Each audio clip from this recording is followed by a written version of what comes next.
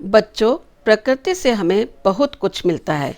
इस कविता में परोपकार व दीन दुखियों की सेवा को सर्वश्रेष्ठ यानी सबसे अच्छा बताया गया है।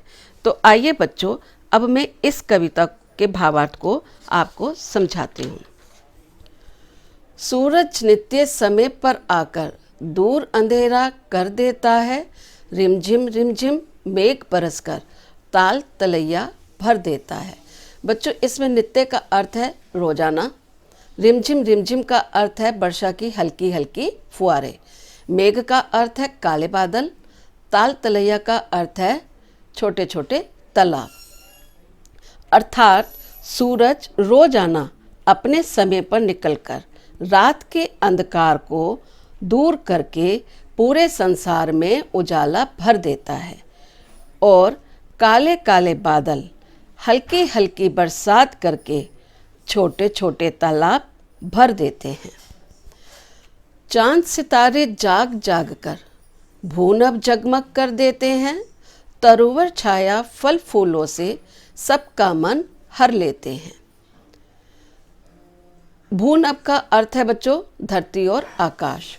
तरुवर का अर्थ है उत्तम पेड़। अर्थात चांद सितारे पूरी रात आकाश में टिमटिमाकर धरती और आकाश को रोशनी से भर देते हैं और इसी प्रकार पेड़ भी हमें फल फूल और छाया देकर सबका मन जीत लेते हैं। शीतल पुलक पवन बह बह कर तन मन पुलकित कर देता है। दूर थकावट करता सबकी नहीं किसी से कुछ लेता है। इसमें शीतल का अर्थ है ठंडा, पवन का अर्थ है हवा।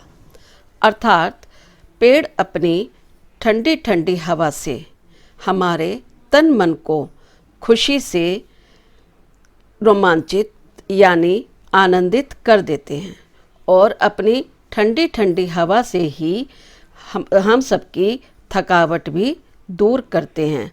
लेकिन इन सब के बदले वह हमसे कुछ नहीं लेते। नद निर्झर निष्दिन बह बह कर सारे जग की प्यास बुझाते। जो औरों के हित जीते हैं वे सच्चे मानव कहलाते हैं।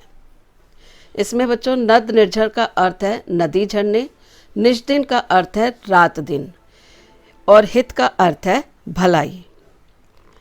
अर्थात नदी झरने दिन रात बहकर अपने जल से सारे संसार की प्यास बुझाते हैं।